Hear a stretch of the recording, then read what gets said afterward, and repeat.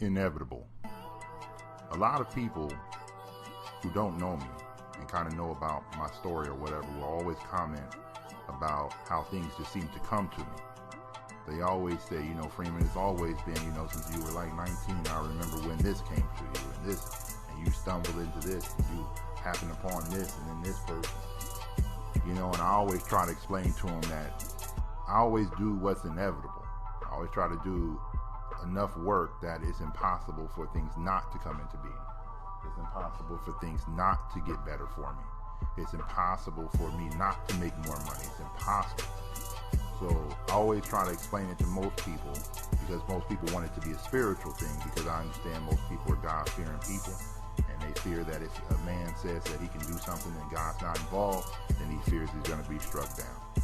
But I use an example all the time of a farmer. A farmer has an acre of land, and he's got to plant 4 plots. So he puts out corn in one plot, and grass in another plot, and he leaves another plot barren, and he puts in squash in another plot. He starts out and he plants corn or whatever's in the first plot. And he plants it, he tills the land, he puts the seeds down, he waits.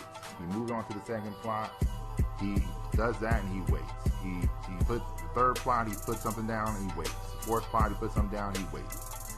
In essence, what he did was he has put in enough work that corn, squash, whatever the other things were, will all come into being someday. And he has enough faith to know that if the corn takes slower to grow, he's okay with it. You know what I mean? Because he has squash coming, and he has kumquats coming. He has other things coming. You understand what I mean? In other words, he is always doing something that will somehow show up one day. And so he will be fed. It's inevitable. He doesn't doubt it a day in this world. When he walks down this street and people say your crops aren't doing good, he's okay. He knows that he has done enough work that something will come no matter what he does.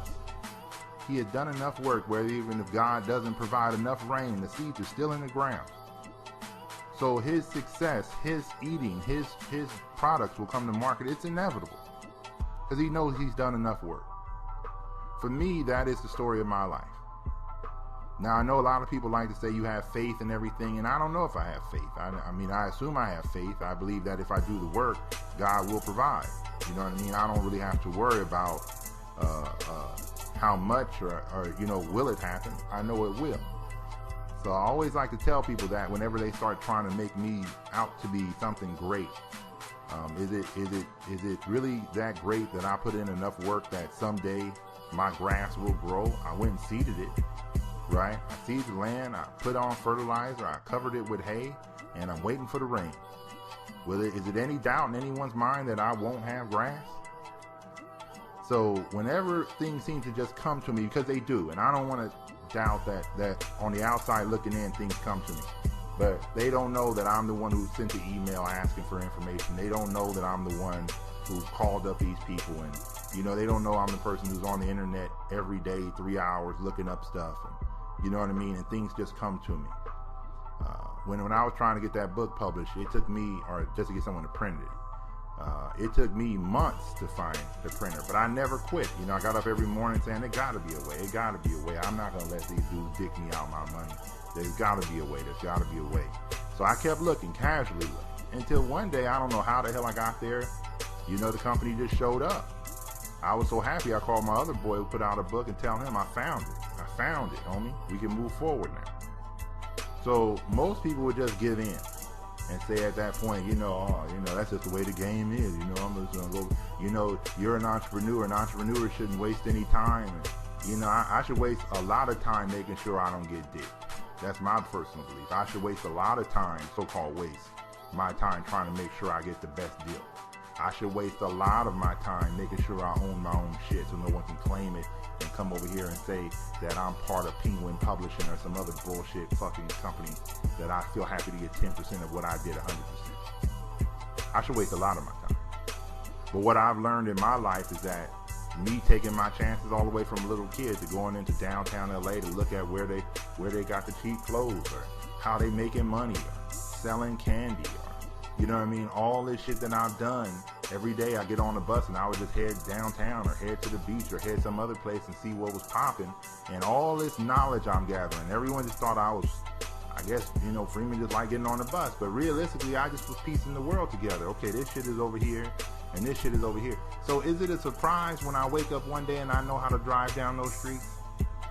Is it a surprise to you that I have this knowledge in my head that when someone says, hey, Freeman, meet me on Motor Avenue and Pico, that I know, okay, you over there by the Fox, you know what I mean? You by Century City, you by the Fox Studios. You know what I mean? And I didn't grow up over there.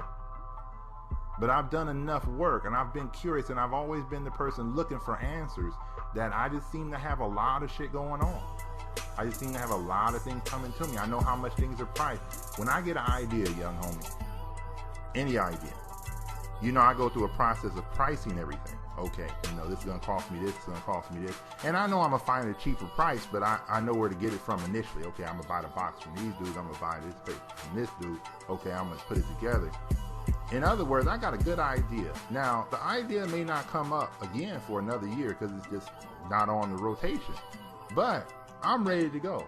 So all of a sudden, it looks to a lot of people that, man, Freeman, you just came out with another idea and another idea.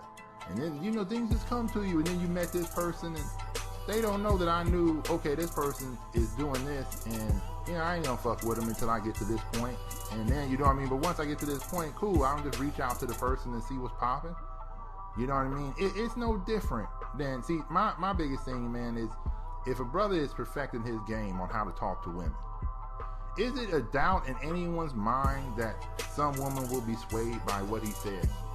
There's no doubt in your mind, brother, that if you look right, dress right, smell right, talk right, say the right thing, that you have become rare, but you have become special. And to that woman, she will notice that, okay, this guy got his shit together. I was out recently, and I don't really dress up. So if y'all ever see me at a lounge or something, brother, I don't dress up like the rest of y'all. I don't come in there, I just don't come in there dressed up. I'm not gonna clown nobody. So I come in there chilling, you know what I mean? And I'm very comfortable. I can hold court with about 4 or 5 women and have a good conversation and you know what I'm saying, and get my little peck on the cheek and exchange numbers and shake the spot. So a lot of people will say, Freeman, it's just, or what did one girl tell me? We could tell the ones who got their things together. And I said, okay. And she said, well, I knew you had your stuff together because of the way you came across. And I said, well, I wasn't dressed up. I wasn't in a suit. I wasn't in the new sport cut of the month. I wasn't wearing this tie. I wasn't doing this. I wasn't shiny shoes. I'm chilling. And she said, no, it was the fact that you were very comfortable with yourself and gives people the impression that you're kind of above it, but you're okay with it. So I didn't have to piece together the thing. But again, is it inevitable to me that if I handle my business when it comes to this chip game, if I handle my business when it comes to being a man, that I will attract a woman to me who appreciates those things? Of course. So in this life, brother, the thing that makes these things seem like a secret to most, like he always got his shit together, it's a lot of minute work that you're taking care of. It's a lot of work. But it's inevitable once we know we did the work. If I go lift weights, brother, I use weights because most of us are men, some of us are women, and I used to lift weights when I first started, right? I think I told you the story, man. When I was about 17, I couldn't even lift that damn bar. The Olympic bar, I couldn't even bench press that damn thing. And I used to feel like ashamed, like, damn, I'm weak. I can't even lift 45 pounds, right? So I got real serious later on in life, and I put in the work. And, I bought this book. I told you my favorite book, Big Beyond Belief. You can find it on Google for free. If you Google it, it's just a PDF. You can actually look at it. One of my favorite books to lift weights with. And I followed that system. The way he said it, I had a stopwatch, young homie. I had everything to make sure I was on top of what this dude said to do in order to lift weights. So I'm lifting, and of course, when you lift weights, you push yourself a little bit. Let me throw in 5 more pounds. Let me throw on 5 more pounds. Let me throw on 5 more pounds. So all of a sudden, of course, my body's transforming, but I'm really caught into the moment of saying, I'm just going to throw on 5 more pounds. I'm just going to throw on 5 more pounds. In fact, I'm going to go running a little bit. I'm just going to jog. Then I'm going to jog to the corner. I'm going to jog. So in other words, I got caught up in the planting of the seed of bodybuilding, of getting bigger. That's what I did. I didn't get caught up in being big. I didn't take no pictures of myself. I didn't even know what the fuck I looked like, homie. I didn't know that it was a massive transformation until I came home one day and my mother looked at me funny and my homies looked at me funny. Like, you look like a goddamn bouncer, homie. You look like you about to break somebody's neck. I said, I didn't even know that I got that strong or I got that big. Now I knew because I went from a 45-pound Olympic bar to, you know what I mean, plates on the side of the thing when I'm benching, or plates when I'm squatting. You understand what I mean? I knew things changed, but it was such a small 5-pound change here and there that I just didn't know. But it was inevitable that I would get big if that's what I was doing, right? It was inevitable that I would get stronger. See, in this game, young homie, we want magic to happen. We want the lottery to happen. And we don't do the things that make being a winner, making money, being on top, building an empire. We don't do these things. So we always wonder, maybe this isn't for me. Or you think that the game is too slow. But that's entirely your fault, young homie. It's entirely your fault why things are not coming to being. Because if you can make a sandwich by putting together this element, and doing what you need to do to eat it, then it's basically the same formula that makes things inevitable. You know, I use the example with you guys a lot. Like, all this knowledge of these things that we talk about comes from books that I've read. And I'm sure a lot of you guys picked up your own books. Now you creating your own knowledge base. Is it impossible now? Isn't it inevitable that if we always are talking money and we're reading about money, and we take our little baby steps with our little businesses, maybe sell something on eBay, then decide to go do something this, and then go over here. Isn't it inevitable that we're going to hit it? It's inevitable that we're going to be rich. It's inevitable that we're going to have what we need in this life.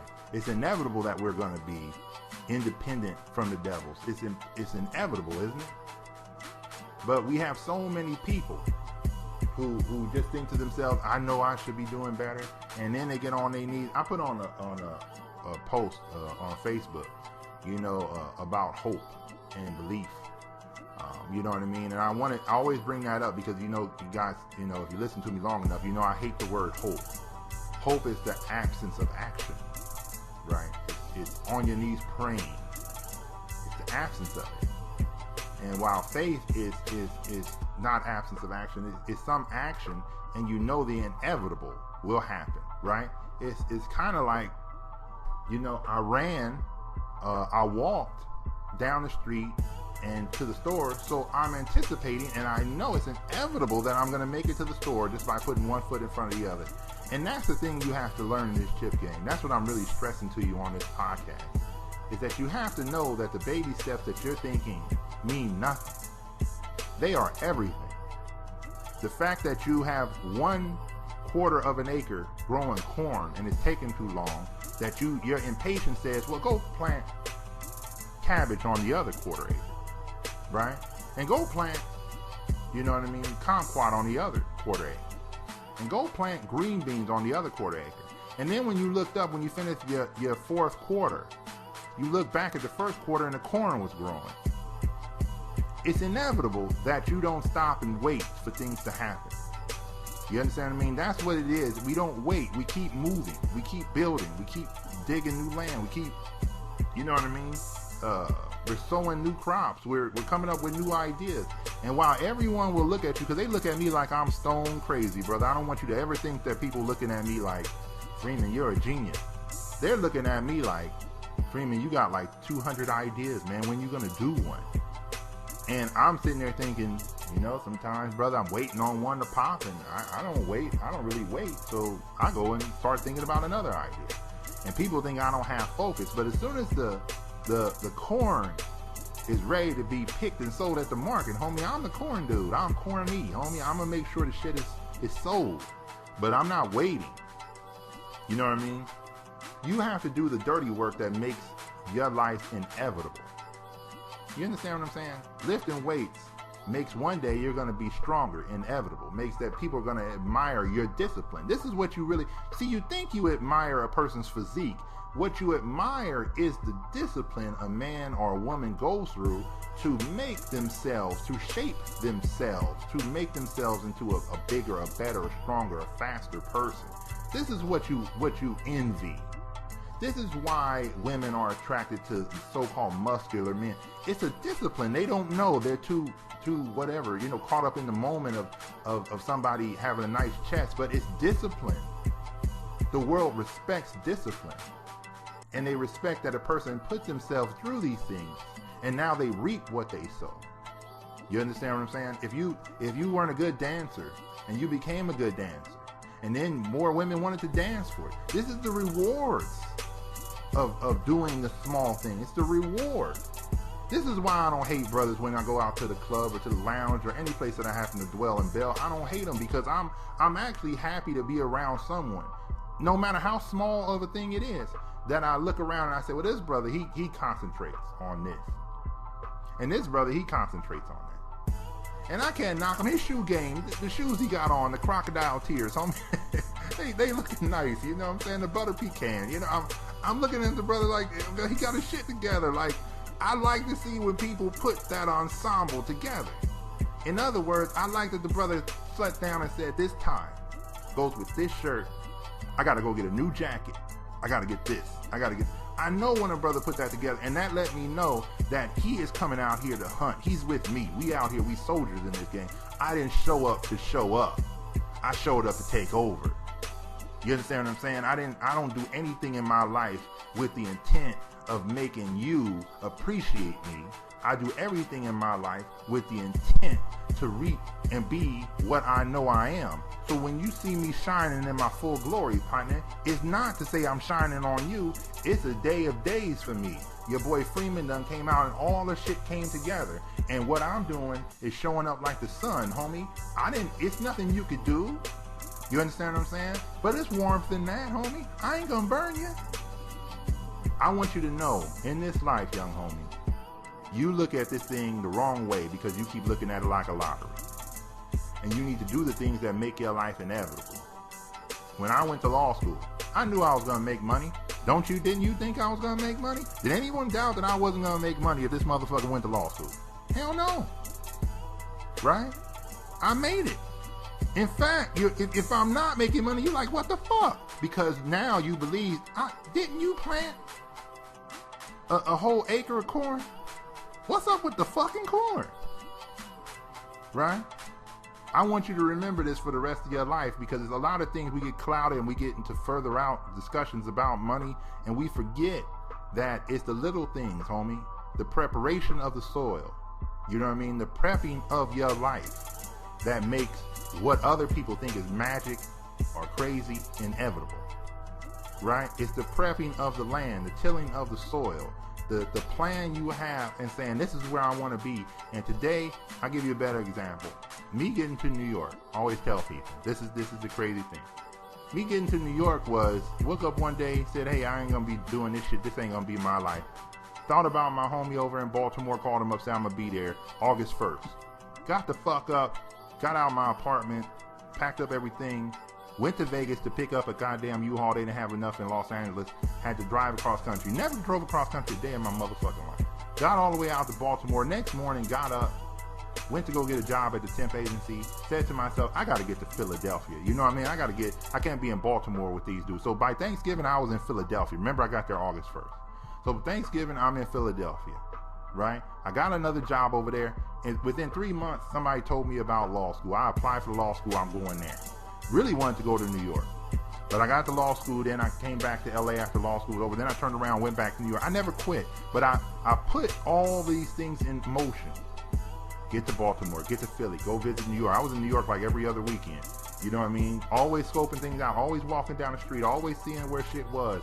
Not trying to be part of it, but trying to get my part of it. You dig what I'm saying? So I was up there looking around for where I would dwell in Bell, how I would make money.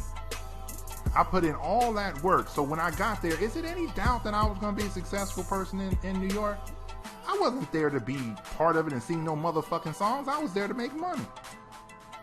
I want you to remember this for the rest of your life, because there's a lot of shit that get clouded when we always talking about money, talking about clothes and all this shit that comes from the rewards of your hustle. Now, if you aren't putting in the work or plotting the land, or, you know what I'm saying, tilling the land, or getting yourself in that right mode to reap what you sow, if you have no crops, homie, you can't reap. So you gotta do what's necessary. You gotta create the thing that makes it inevitable. You gotta create the tide, homie, that makes it inevitable. You have to create the skills and the education that makes it inevitable that motherfuckers gotta pay you this much money. You gotta think this way. Otherwise, you'll be like the rest of the suckers in this game, admiring me because I lift weights. Probably taking your girl, homie. Next time, partner.